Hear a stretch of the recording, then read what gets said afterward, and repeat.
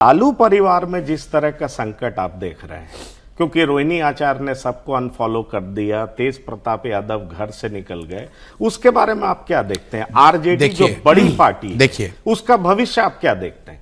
तेज प्रताप यादव जी का प्रकरण पिछले कई महीनों से चल रहा है और आप मेरे जितने भी बयान हैं देख लीजिए। मैंने हमेशा कहता हूं कि लालू जी के या फॉर दैट मैटर एनीवन, किसी के व्यक्तिगत जीवन में क्या चल रहा है, उसके परिवार में कलह है, सुलह है, ये प्रशांत किशोर या किसी नेता का विषय नहीं है और उस पर कोई टीका टिप्पणी नहीं होनी चाहिए। नीतीश कुमार जी के लड़के कब पॉलिटिक्स में आएंगे, क्या वो पॉलिटिक्स में आने लायक हैं कि नहीं, इन बातों पर पत्रकार सवाल करते रहते हैं और मैं हमेशा यही कहता हूं कि मैं लोगों, जो व्यक्ति सार्वजनिक जीवन में नहीं है, उस पर टीका टिप्पणी नहीं करता हूं। तो लालू जी के बच्चों के बीच में सुलह है या झगड़ा है, कलह है, ये उनका मामला है, मेरा उससे कोई लेना देना नहीं है, मैं उस पर टीका टिप्पणी नहीं करना चाहता हूं। और जहां तक मैं समझता हूं, इससे बिहार के लोगों का भी कोई लेना देना नहीं है। बिहार के लोगों को इससे क्या लेना देना है कि रोहिणी आचार्य में और तेजस्वी यादव में दोस्ती है या झगड़ा है, इससे कोई लेना देना नहीं है। अगर उसका कोई राजनीतिक इंप्लीकेशन होगा तब उस पर टिप्पणी हो सकती है।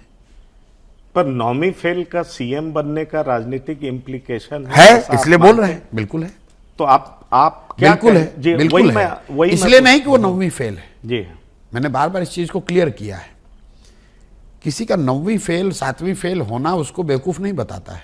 कामराज बहुत बड़े चीफ मिनिस्टर थे और वो उन्होंने फॉर्मल एजुकेशन नहीं हासिल किया था। कई बार आर्थिक सामाजिक परिस्थितियों की वजह से आप फॉर्मल एजुकेशन हासिल नहीं करते हैं, लेकिन इसका मतलब ये नहीं कि आप बेवकूफ व्यक्ति हैं। बात यहाँ ये है कि तेजस्वी यादव के माँ और बाप दोनों मुख्यमंत्री रहे हैं। ये किसी गांव में नहीं थे, दिल्ली के डीपीएस स्कूल में ये पढ़ते थे, वहां से ये 9वीं क्लास पास नहीं कर पाए। उनके कुछ समर्थकों का या उनका दावा है कि नहीं, हम लोग उसके बाद क्रिकेट खेलने चले गए। चलिए मान लिया कि आप क्रिकेट खेलने चले गए, तो क्रिकेट में आपने क्या किया नहीं किया इस पर भी विवाद नहीं करना चाहता हूं। मान लीजिए आप क्रिकेट खेल लिए, क्रिकेट खेलने के बाद आप आकर आपने राजनीति शुरू की, तो आकर ही पढ़ाई कर लिए होते। आप गांव देहात में बिहार में चलिए, आपको ऐसी महिलाएं मिलेंगी, आप पूछिएगा दीदी कितना पढ़ी हैं, बोले कि बीए पढ़े, बीए तक की है। आप पूछे आप कैसे पढ़े, तो बताया कि हमारे गांव में ना जब हमारी शादी नहीं हुई थी तो मैं 8वीं क्लास तक पढ़ी थी, क्योंकि हमारे बाबूजी हमको गांव से बाहर नहीं भेजते थे। लेकिन जब शादी हो गई तो हमारे पति ने हमको मैट्रिक कराया, फिर बाबू पढ़ाई छूट गया क्योंकि हमारे बच्चे हो गए। लेकिन जब बच्चा बड़ा हो गया ना तो हमको पढ़ने का बड़ा शौक था, हम कॉरेस्पॉन्डेंस से ग्रेजुएशन किए। ये घर घर की कहानी है। ये क्या दिखाता है? उस महिला का शिक्षा के प्रति सम्मान दिखाता है। ये दिखाता है कि शिक्षा की महत्ता उस महिला के लिए क्या है। जब आप मुख्यमंत्री के लड़के होकर ना आप पढ़े ना कभी पढ़ने का प्रयास किया, तो ये दिखाता है कि शिक्षा को लेकर आपका नजरिया क्या है, आपकी सोच क्या है। इसी उतावलेपन में एक दिन तेजस्वी यादव ने कह दिया कि अरे स्टीव जॉब्स ने भी पढ़ाई नहीं की थी। मैंने पूरा प्रकरण बताया, मेरे भाई क्या बात करते हो।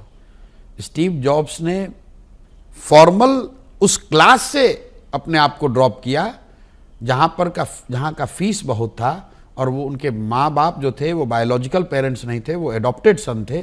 और स्टीव जॉब्स को ये बोझ था कि मेरे माँ बाप की पूरी कमाई लग रही है और जो चीज़ मैं पढ़ रहा हूँ इससे मैं कुछ जीवन में सीख नहीं रहा हूँ। स्टीव जॉब्स सिर्फ ड्रॉप आउट नहीं हुए, फिर उसी कॉलेज में 1 साल तक डॉर्मेट्री में रह के लोगों का काम करके कैलीग्राफी की पढ़ाई करी, क्योंकि उनका इंटरेस्ट कैलीग्राफी में था। यह शिक्षा की महत्ता को दिखाता है। कॉलेज ड्रॉप आउट आपने पढ़ लिया कहीं और बस वहीं पर बयान दे दिया। तो मैं ऐसा समझता हूं कि बिहार का नेतृत्व ऐसे व्यक्ति के हाथ में नहीं होना चाहिए जो शिक्षा की महत्ता को नहीं समझता है। वो खुद कितना पढ़ा ये महत्व का विषय नहीं है।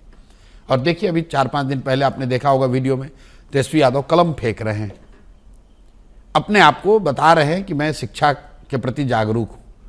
अब ये देखिए, कोई भी विद्यार्थी जो पढ़ता है उसके लिए कलम कॉपी ये सीधे माँ सरस्वती का प्रतीक है। हम लोग बच्चे थे तो सरस्वती पूजा में अपना कलम बस्ता बैग हम लोग कल सरस्वती जी के पैर के नीचे रखते थे। ऐसा लोगों का शुरुआत ही वैसे ऐसा लोगों का बिलीफ होता था कि सरस्वती जी के चरण में अगर अपना किताब कॉपी कलम रखेंगे तो हमको ज्यादा ज्ञान होगा, ज्यादा हम पढ़ पाएंगे। रास्ते में चलते हुए कागज गिरा, मैंने बच्चों को देखा, लोग उठाकर उसको प्रणाम करके जेब में लोग रखते। ये व्यक्ति कलम को फेंक रहा है हवा में। तो जो मैं आपको बता रहा हूं कि शिक्षा के प्रति आपका नजरिया क्या है। सरस्वती, जिस कलम की हम लोग पूजा करते हैं, उस कलम को आप हवा में फेंक रहे हो। इससे बड़ा अपमान क्या हो सकता है? इससे बड़ा आपकी शिक्षा के प्रति, माँ सरस्वती के प्रति आपकी सोच को क्या दिखाया जाएगा? इस बात को लेकर मैं क्यों ये उदाहरण दे रहा हूं कि जो मैं बात कहता हूं कि सिर्फ ये 9वीं फेल का मामला नहीं है, ये शिक्षा के प्रति आपकी सोच को दर्शाता है, आपके नजरिए को बताता है। और ऐसा व्यक्ति जो शिक्षा का सम्मान न करता हो, जो सरस्वती की महत्ता को न समझता हो, वो बिहार का नेतृत्व नहीं करना चाहिए उसे, ऐसा मुझे लगता है।